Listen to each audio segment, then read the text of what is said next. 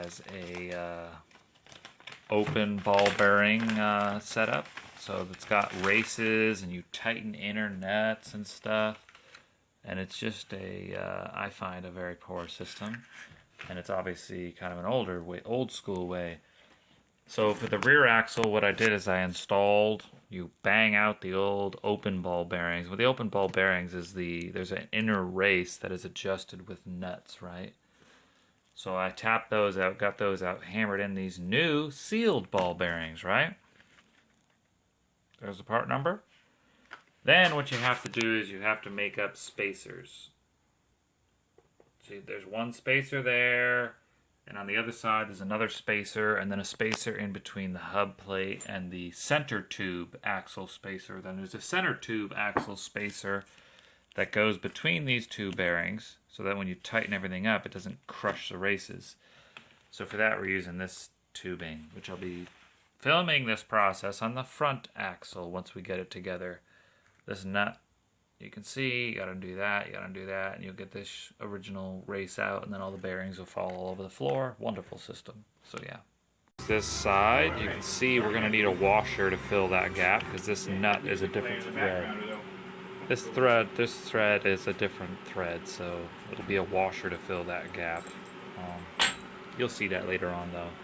You can see the original one had these nuts which tightened the race, right? But we're going to be getting rid of all that. So these spacers, we'll have to make different ones, but that's the gist of it for now. Our spacer will be a big one to fill the gap from the bearing all the way to this distance here. But we'll be able to measure that with calipers to be able to make the next appropriate tube spacer, which you'll see. Now we'll measure from from that obvious little spacer there to the face right here. We get that measurement. So that'll give us an idea of how thick this new bushing will be that'll sit on the inner bearing race of the sealed bearing. You'll see that all eventually in the video, but yeah. Right, so now the races, all the old stuff got tapped out. So you can see how it was before, right? Here's the outer race, the inner race tightens in, and the loose balls that fall everywhere when you take it apart. Which, you know, is kind of an older, obsolete system. Now we have the advent, right, of sealed bearing races. So you'd hammer a bearing in on the far side, like this, for example, but then you need a spacer in between them, right? Because these can't tighten up and clamp up. They have to have a tube in between that we're going to put inside here, just like all modern dirt bikes and motorcycles have, right?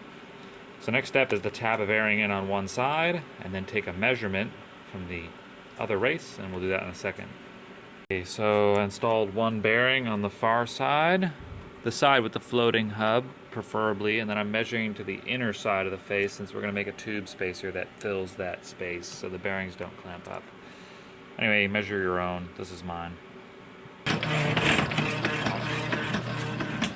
So that was the rough cut, but now I'm going to throw on the lathe. But if you had to, you could cut it without a lathe, but shore it up. But anyway, you only need one, but I'm doing two because I'll have another buzzer one day, but that's the gist of it. So now we'll throw it up in the lathe. But you could just, you know, do it with a file or whatever, do it rough, but whatever. So now you can see this new sealed bearing we installed it actually was 50 thou, but I moved it around, but it's 50 thou. So earlier in the video we measured that distance and we had 50 thou, and that's how long this new spacer is going to be that goes from this race to the hub, right? That way this doesn't clamp up and crack the housing of your vintage part. That's the target. That's what I was at when I just measured it, so it's like 31 thou too long. Probably far more accurate than the buzzer needs to be. So this is how the brake side would look, and this bushing spaces this hub off from rubbing and cutting into these grooves. Another buzzer I have with the old race style setup, it wasn't adjusted correctly and this hub cut into these grooves on the rim. But that's what this bushing does, right? It goes between there and we showed how to measure that distance, and now you can see it's going to be gapped away from the hub. Part 2 of that, now that's partially that side done. This side now, you can see the bearings all the way in there, and what we did is we machined up these tube spacers. So now that tube spacer goes in there, and if I could find the bearing, which I had around here somewhere, I might have put it in my pocket. Let me check. No, I had another new bearing around here. I don't know where I put it, but obviously you would put that in next, which you're going to see. And that prevents the races from getting clamped up, right? Because it goes between the inner races. So that's kind of a little summary of where we're at. Oh, I found the bearing. You probably saw it in the video when I was talking. So now this bearing is going to go in there, and that's the center portion done. Alright, so now we have the tube spacer in there, which I would show you, but we showed that in the last video. So make sure you put your tube spacer in that you made, and now you can do this the rough way, right? You should use a press so you get it in square, but this is another method, right? Just using a socket. And you'll hear the tone change. Ah, there you go, you hear that? A loud pop. Since the stainless bolt I selected is a little smaller, I'm going to drill through this hub, so this will be a one-way trip. So yeah. Okay, so I drilled that bolt, that hole out a little bit so I can use this other size bolt, right? I'm using a nice stainless bolt now. That's just me. You could use a regular steel one. I bought stainless ones though. They weren't that expensive, so yeah. I made 2 front axle shafts. The reason why I did that is because one day I plan to have another buzzer. So I just made 2. Plus it's going to help us show the example of how this all works, right? So before this old obsolete system, right, this is the race, right? The outer race, inner race, and then the ball bearings obviously go in between them. That's how your buzzer's probably going to be. Then there was this spacer here, which spaces the hub off of the rim. Otherwise it would dig into your rim. So that's what this part is right here. That's underneath this plate. So you can see there's a gap between the wheel, right, and this hub. If you don't have that gap, it eats and cuts into your rim, which actually happened on this rear wheel because this bearings were not adjusted right and they were all loose, right? So that's what this spacer, the new one is we made. And I think I showed measuring that and such in the video. That's what this spacer was, right? This nut and that spacer is what spaced off the hub, which is now this part, which is underneath this hub. Now there's 2 washers here, which are my new spacers.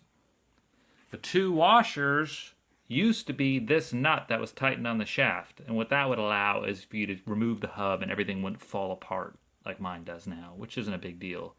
Just for convenience of assembly. So the width of this nut happened to be the same width as 2 of... Oh, shoot, I got my bag upside down. 2 of these washers upside down. Not upside down, but you get what I'm saying. So now I have 2 washers in here. Now I've tightened this nut, tightened the snot out of it, and I have a nylon lock nut on there, so it's not going to come loose. Now check it. See how that clunking you hear is from this speedometer thing, which I finally did get grease in, so that's going to be good. So now there's another spacer underneath this speedometer piece, which originally was achieved by this nut, which is what you locked your inner races together with, but still we needed the spacer, right? So that's what this spacer was for. Actually, we had it reversed. So this spacer is underneath the hub on the far side. This spacer is underneath the speedometer. And then this spacer, check it out, in the middle, is so that the races don't get clamped up and bind up and destroy the bearings. That if you didn't have this spacer in the middle, then you wouldn't be able to turn the wheel because the races would bind.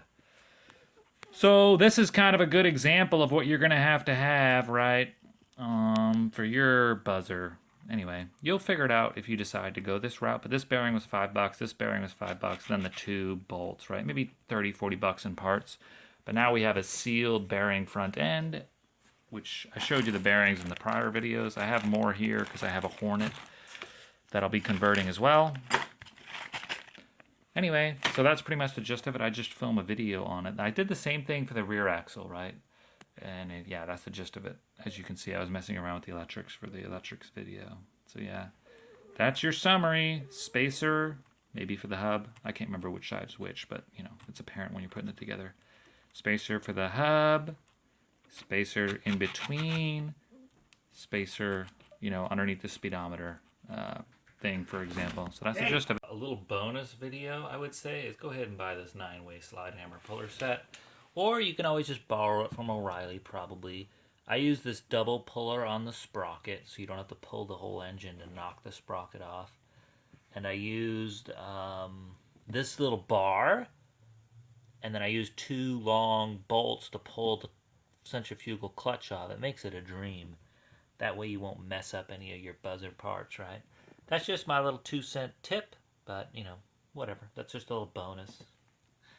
Won't charge any extra for that, as, yeah.